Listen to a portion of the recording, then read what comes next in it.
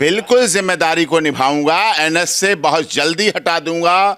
मनीष कश्यप पर एनएस से नहीं लगता, नहीं लगेगा, नहीं लागू होगा। मनीष कश्यप पर राष्ट्रीय सुरक्षा कानून एनएस का कोई मतलब नहीं बनता, कभी मतलब नहीं बना। वो भी हटेगा और जो और उस पर धाराएं लगाई गई हैं मनीष कश्यप पर, वो भी हटेंगी। मनीष कश्यप नहीं पूछेगा, बिहार की आम जनता पूछेगी, पूर्वांचल का व्यक्ति पूछेगा, प्रवासी पूछेगा, पूरे देश में रहने वाला प्रवासी आपसे पूछेगा। आपको जिम्मेदारी का पद दिया है, आप राजनीतिक विरासत को संभाल के चले हैं। आप लालू यादव राबड़ी देवी के पुत्र हैं, आपसे सवाल पूछेंगे। आपको वोट देते हैं, आपको मालाएं डालते हैं, आपकी जय जयकार करते हैं, आपको तेजस्वी भैया जिंदाबाद करते हैं। तो आपसे ही जब दुख होगा, जब दर्द होगा, जब पीड़ा होगी, जब प्रवासी लोगों के ऊपर लठ पड़ेंगे, मारे जाएंगे, घरों में बंद किए जाएंगे, उनकी तनख्वाहें सैलरी रोकी जाएंगी, उनके बच्चों के साथ गलत होगा, आपसे सवाल पूछे जाएंगे, आपको जवाब देना होगा। नमस्कार, मैं हूं आपके साथ गौरव अवस्थी। बीते 2 दिन पहले का एक मामला जिस पर बात करना बेहद जरूरी हो जाता है। बात हम कर रहे हैं मनीष कश्यप का, वो केस जिस पर एनएसए के तहत अब कार्रवाई की गई है। ये केस राजद्रोह, किस तरीके से देशद्रोह पे आता है। तो क्या मनीष कश्यप इस तरीके का अपराध किए थे, उनके ऊपर देशद्रोह का केस लगना चाहिए? इस मुद्दे पर आज हम बात करेंगे। हमारे साथ बात करने के लिए सुप्रीम कोर्ट के बहुत ही चर्चित वकील, जिनके साथ आज हम बात करेंगे, जिनके एक तरीके से दखल के बाद तमाम सारे जो देश के बड़े बड़े केस हैं उनका भी रुख मुड़ गया है। आज बात करने के लिए सर, आपका समय देने के लिए सबसे पहले बहुत बहुत शुक्रिया। सर, ये बताइए कि ये जो एनएसए की कार्रवाई है इस मामले पे, ये मामले पे एनएसए लगना चाहिए कि नहीं लगना चाहिए? और ये बताइए मनीष कश्यप का केस क्या कुछ है? नहीं, देखिए, मनीष कश्यप पूरी तरह से निर्दोष है। राजनीतिक षड्यंत्र के तहत उसे फंसाया गया है। पॉलिटिकल एंटी रिवेंजफुल मोटिव का वो स्कैपोगार्ड जिसे कहते हैं, बलि का बकरा बना है।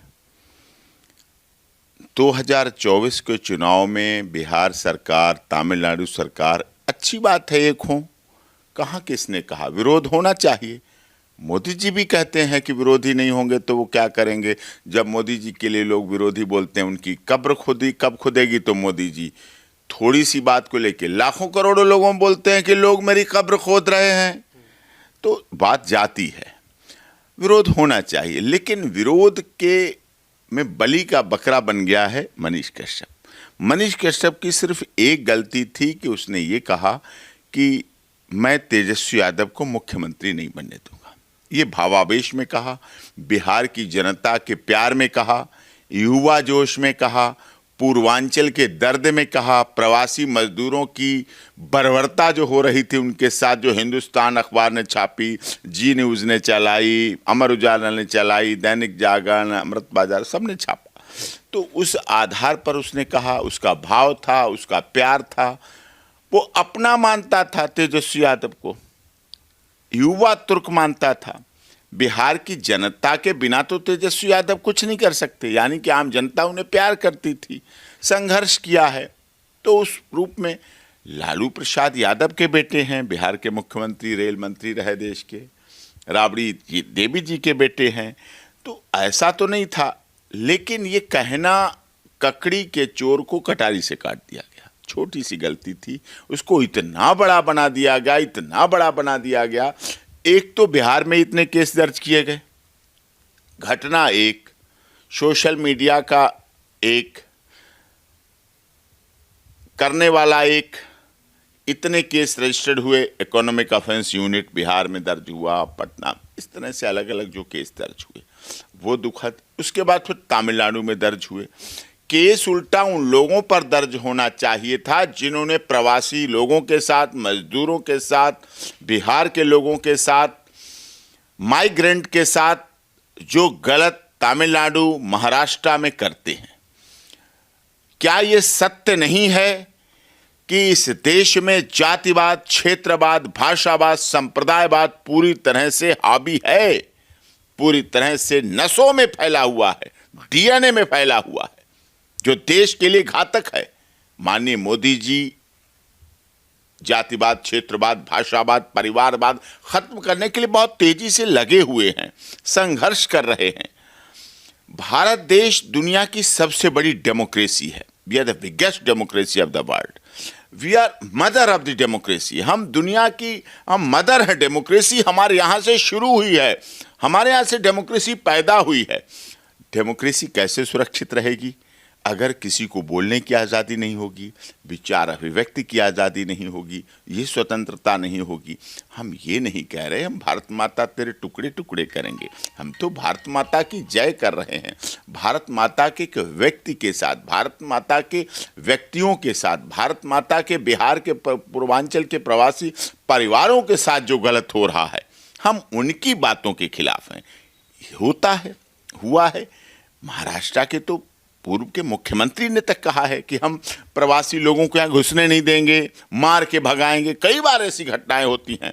लेकिन प्रवासी बिहार का व्यक्ति हो, चाहे झारखंड का हो, चाहे छत्तीसगढ़ का हो, वो लोहा, अभ्रक, मैग्नीज, खनिज, तांबा, पेट्रोल देता है।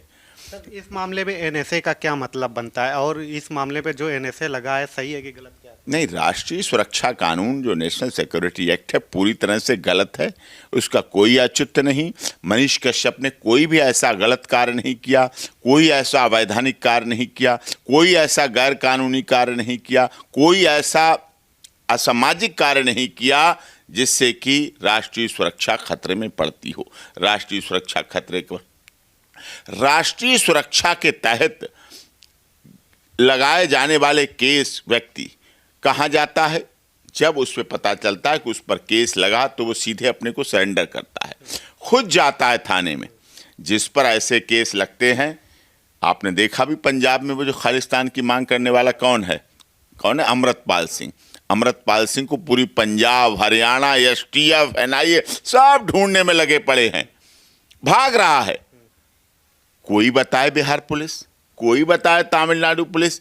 मनीष कश्यप कभी भागा, कभी घर से भागा, कभी मनीष कश्यप गिरफ्तारी के समय क्या कहीं एयरपोर्ट पे मिला भागते हुए, क्या कहीं नेपाल सीमा पे मिला गिरफ्तारी भागते हुए, क्या कहीं छुपा मिला, क्या मनीष कश्यप ने कहीं भेष बदला, क्या मनीष कश्यप ने अपनी कहीं दाढ़ी बढ़वाई, कटवाई, क्या मनीष कश्यप ने कहीं नकली बाल लगवाए, क्या मनीष कश्यप ने को गिरफ्तार करते समय वो सलवार चुन्नी पहने था, सलवार सूट थोड़ी पहने हुआ था। वो खुद सरेंडर हुआ, खुद वहाँ पेश हुआ जाके, खुद उसने कानून में भाग लिया, लॉ अबाइडिंग सिटीजन के तहत अपने को समर्पित किया। और कानून पे उसे भरोसा था, कानून पे विश्वास था। जब कानून पे भरोसा और विश्वास था तभी तो वो सरेंडर हुआ। इसका मतलब कानून के रखवाले व्यक्ति पर अगर आपने एनएसए लगाई है, ऐसी धारा लगाई है, ऐसा कानून का दुरुपयोग किया है, तो याद कीजिए आप, जब देश आज़ादी की लड़ाई लड़ रहा था उस समय चंद्रशेखर आज़ाद, राम प्रसाद बिस्मिल, रोशन सिंह, अशफाक उल्लाह खान, नेताजी सुभाष चंद्र बोस को भी लोग देशद्रोही कहते थे। चौरी चौरा कांड, काकोरी शहीद कांड को भी लोग देशद्रोही कहते थे। लेकिन वो आज देश के राजगुरु सुखदेव भगत सिंह, हम 23 मार्च को बड़े गर्व के साथ पूरे देश और दुनिया में शहीदी दिवस मनाते हैं। तो उस समय के उस समय लोग उन्हें देशद्रोही कहते हैं। जैसे कि मनीष कश्यप को कहा गया, समय बदलेगा, परिस्थितियां बदलेंगी। आज भी बिहार, पूर्वांचल और पूरे देश के लोग जो निष्पक्ष, निडर, निर्भीक पत्रकारिता की बात करते हैं, आज खबरों का बड़ा रूप बदल गया है। इसीलिए ये कारण भी है, पत्रकारों ने अपनी उन गरिमाओं को खोया है। पत्रकार राजनीतिक दलों के एजेंडे के तहत काम करने लगे। बड़ी जिम्मेदारी के साथ बात कर, होना नहीं चाहिए ऐसा। पहले क्या होता था, शाम को खबर छपती थी और सुबह खबर बिकती थी। अब क्या होता है, शाम को खबर बिकती है, शाम को खबर पहले बिकती है, फिर सुबह छपती है। आप बड़ी जिम्मेदारी से बात कर रहे हैं और कहते हैं हम बड़ी जिम्मेदारी से बात करते हैं। तो ये बताइए कि सर अब इसमें कानून का उल्लंघन हो रहा है, ये एनएसए जो लगा है, तो अब आप इसमें अपनी जिम्मेदारी को बिल्कुल जिम्मेदारी को निभाऊंगा। एनएसए बहुत जल्दी हटा दूंगा। मनीष कश्यप पर एनएसए नहीं लगता, नहीं लगेगा, नहीं लागू होगा। मनीष कश्यप पर राष्ट्रीय सुरक्षा कानून एनएसए का कोई मतलब नहीं बनता, कभी मतलब नहीं बना। वो भी हटेगा और जो और उस पर धाराएं लगाई गई हैं मनीष कश्यप पर, वो भी हटेंगी, क्योंकि उसने ऐसा कुछ कार्य जब किया ही नहीं है तो इस तरह से उसके साथ ऐसा कैसे हो सकता है? वो गैर कानूनी है, अनकॉन्स्टिट्यूशनल। उस पर धाराएं जो लगाई गई हैं आपको बताता हूँ, 147, 168, 507, 505, 153A, 153B, 153, 120B, 1267 IT act. IT act डाला उसने। आप उसकी सोशल मीडिया की उस चीज को देखिए। उसने कहा तेजस्वी यादव जी अपना चश्मा उतार कर देखिए। क्या गलत कहा? देखिए मतलब समझिए, आप उप मुख्यमंत्री हैं, आपसे आम जनता सवाल पूछेगी। मनीष कश्यप नहीं पूछेगा, बिहार की आम जनता पूछेगी, पूर्वांचल का व्यक्ति पूछेगा, प्रवासी पूछेगा, पूरे देश में रहने वाला प्रवासी आपसे पूछेगा। आपको जिम्मेदारी का पद दिया है, आप राजनीतिक विरासत को संभाल के चले हैं, आप लालू यादव राबड़ी देवी के पुत्र हैं, आपसे सवाल पूछेंगे।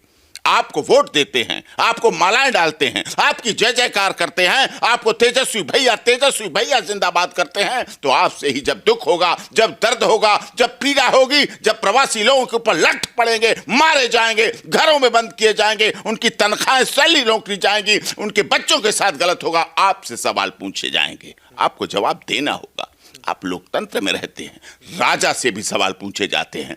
राजा के दरबार में भी घंटा लगा होता था सुनवाई के लिए, वहां भी फरियादी घंटा बजाता था, राजा से अपनी फरियाद करता था। राजा भेष बदल कर जाता था, राजा जनता के बीच जाता था, राजा अपनी जनता के प्रति जवाबदेह होता था, जनता के प्रति, प्रजा के प्रति उसको दिल से चाहता था, जनता भी उसको चाहती थी, राज तिलक करती थी, उसके लिए उत्सव मनाती थी, उसके कहने पर युद्ध में लड़ने जाते थे।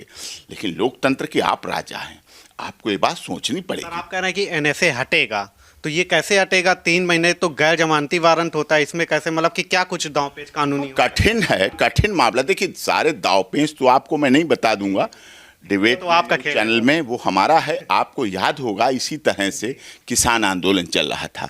किसान आंदोलन में भी सारा देश और सरकारों के बीच संघर्ष था, पूरी दिल्ली जाम थी। मैं किसानों का वकील था, किसानों की तरफ से लड़ा।